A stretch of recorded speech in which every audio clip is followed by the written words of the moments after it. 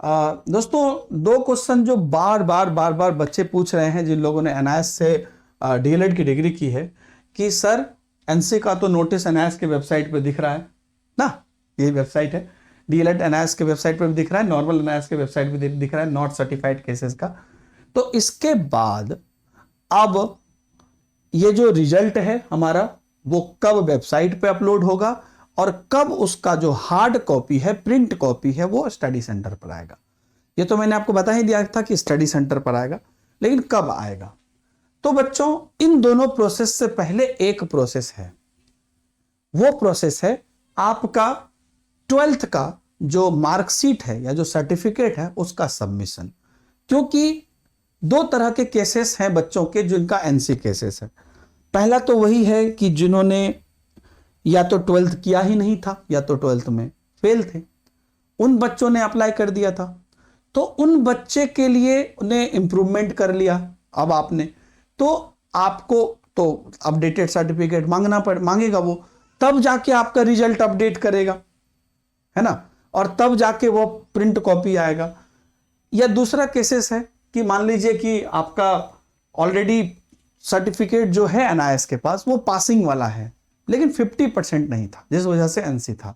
तो उस केसेस में दो बात हो सकती है, या तो डायरेक्ट आपका सर्टिफिकेट वो भेज देगा, या तो आपको बोलेगा कि भाई अगर तुम इंप्रूवमेंट कराए हो तो अपडेटेड सर्टिफिकेट दे दो। हालांकि उसका कोई मतलब है नहीं अब, क्योंकि पासिंग पे ही है। तो इसमें दो तरह की सिचुएशन बनती है। अगर आप पहले से ही पास हैं, ठीक है, और आपका पासिंग पहले से ही पास है, मेरा एक लाइन बस समझिए, आपका पासिंग सर्टिफिकेट एनआईएस के पास है, अगर ऐसा है तो ऐसा हो सकता है कि आपका ये ऑटोमेटिक हो जाए।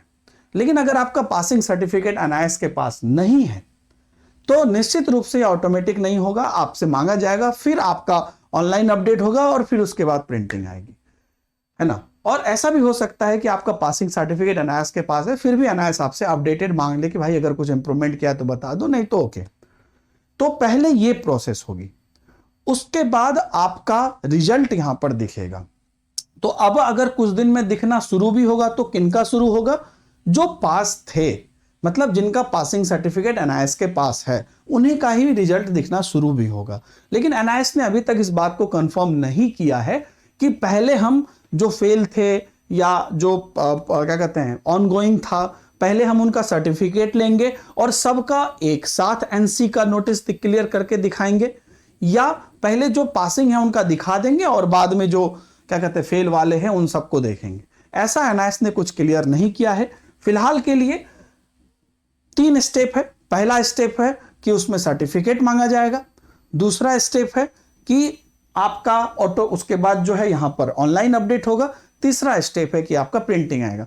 तो ऑनलाइन अपडेट होने के बाद आपका प्रिंट भेज दिया जाएगा। जिस दिन ऑनलाइन अपडेट हो जाएगा उसके 15 दिन के अंदर आपके स्टडी सेंटर पे आ जाएगा, ठीक है ना।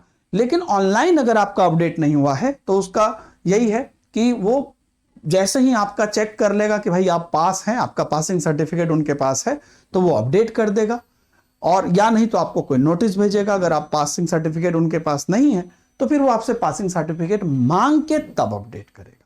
तो यही प्रोसेस है, समझ गए आप। तो इसमें 2-3 जो ब्रांचेज निकलते हैं वो सब भी मैंने आपको बता दिया। 3 स्टेप, पहला स्टेप सर्टिफिकेट, पासिंग सर्टिफिकेट वाला, दूसरा स्टेप ऑनलाइन, तीसरा स्टेप प्रिंटिंग। पासिंग सर्टिफिकेट में भी 2 चीजें आती हैं। एक चीजें ये आती हैं कि आपका पासिंग सर्टिफिकेट उनके पास है, आपका उनके पास नहीं है तो भी 2 स्टेप आती है कि या तो वो डायरेक्ट दे देंगे या तो बोलेंगे कि भाई अगर अपडेट कराया है तो वो भी दे दो। तो जो भी चीजें होंगी, तो एक लेवल तो ये होगा कि आपका जो पासिंग सर्टिफिकेट है वो मांगेगा वो, है ना। अगर आपका ऑलरेडी है तो हो सकता है कि आपको वो डायरेक्ट रिजल्ट दे दे। ये सारे सिनारियोज आप समझ गए होंगे। इसको मैं जान के अलग अलग क्लियर करके आपको बताने की मैंने कोशिश की।